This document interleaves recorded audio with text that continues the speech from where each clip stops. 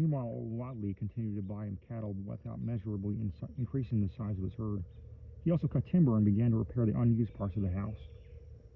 The spacious, peaked-roofed affair whose rear end was buried entirely in the rocky hillside, and whose at least three ruined ground roof floors rooms had always been sufficient for himself and his daughter. There must have been prodigious reserves of strength in the old man to enable him to accomplish so much labor, and though he babbled still dementedly at times, his carpentry seemed to show the effect of sound calculation. It had already been begun as soon as Wilbur was born, when many of the tool sheds had been put suddenly in order, clapboarded and fitted with a stout fresh lock. Now, in restoring the abandoned upper story of the house, he was no less a thorough craftsman. His mania showed itself only in tight boarding up of all the windows in the reclaimed section, though many declared that it was a crazy thing to bother with the reclamation at all. Less inexplicable was his fitting up of another downstairs room for his new grandson, a room which several callers saw, though no one was ever admitted to the closely boarded upper story.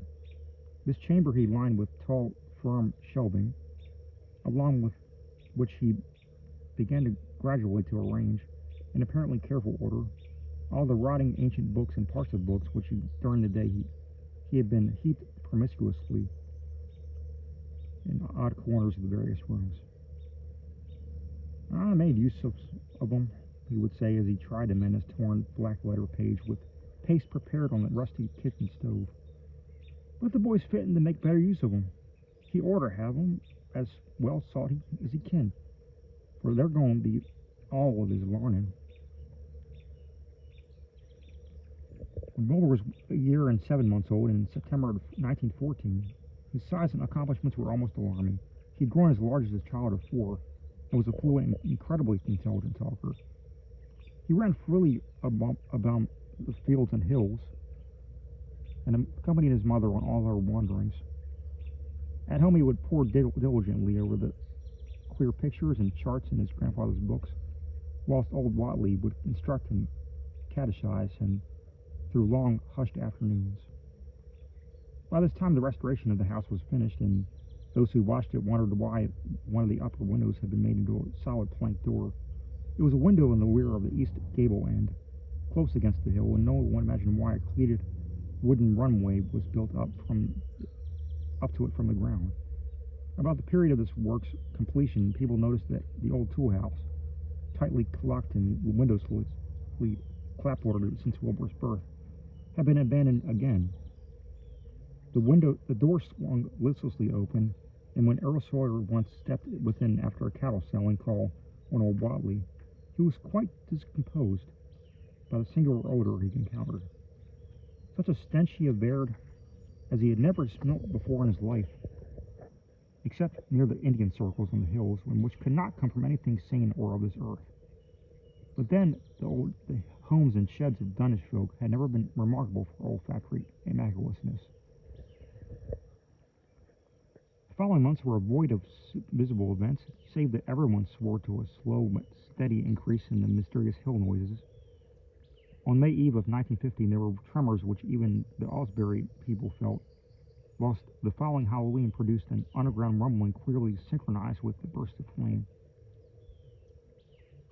Quote, "Them's which Whatley's doin's," unquote, from the summit of Sentinel Hill. Wilbur was growing up uncannily so that he looked like a boy of 10 as he entered his 4th year. He read avidly by himself now, but talked much less than as formerly. A settled taciturnity was absorbing him, and for the first time people began to speak specifically of the dawning look of evil in his goatish face. He would sometimes mutter an unfamiliar jargon and chant in bizarre rhythms which chilled the listener with a sense of unexplainable terror. The aversion displayed toward him by dogs had now become a matter of wide remark, and he was obliged to carry a pistol in order to traverse the countryside in safety. His occasional use of the weapon did not enhance his popularity amongst the owners and canine guardians.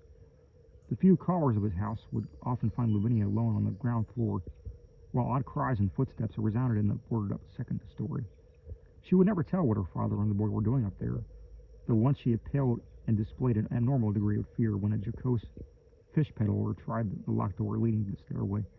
That peddler told the store loungers at Dunwich Village that he thought he heard a horse stamping on the floor above. The loungers reflected, thinking of the door and runway and of the cattle that so swiftly disappeared. Then they shuddered as they recalled tales of old Whatley's youth, and of the strange things that are called out of the earth when a bullock is sacrificed at the proper time to certain heathen gods. It had for some time been noticed that the dogs had begun to hate and fear the whole Whatley place as violently as they hated and feared Wilbur personally.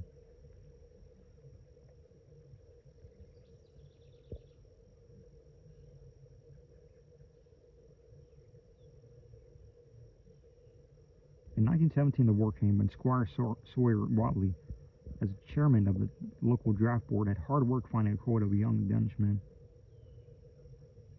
to fit even to send to a development camp. The government, alarmed at such signs of wholesale regional decadence, sent several officers and medical experts to investigate, conducting a survey which New England newspaper readers may still recall. It was the publicity attending this investigation which set reporters on the tracks of the Whatleys and caused the Boston Globe and Arkham Advertiser to print flamboyant Sunday stories of young Wilbur's precociousness, old Whatley's black magic, and the shelves of strange books, the sealed second story of its ancient farmhouse.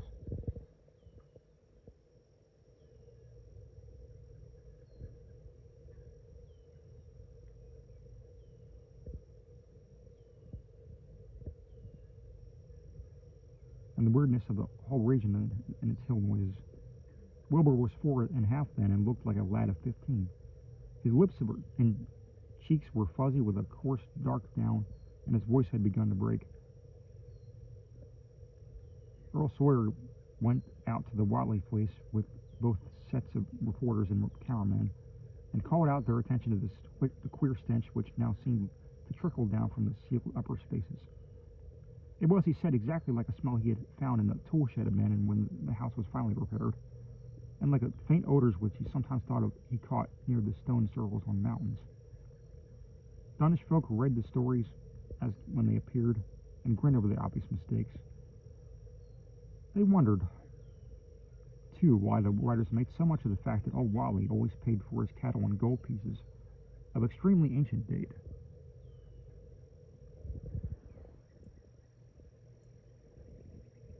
The Whatleys had received their visitors with an ill-conceived distaste, though they did not dare court further publicity by a violent resistance or refusal to talk.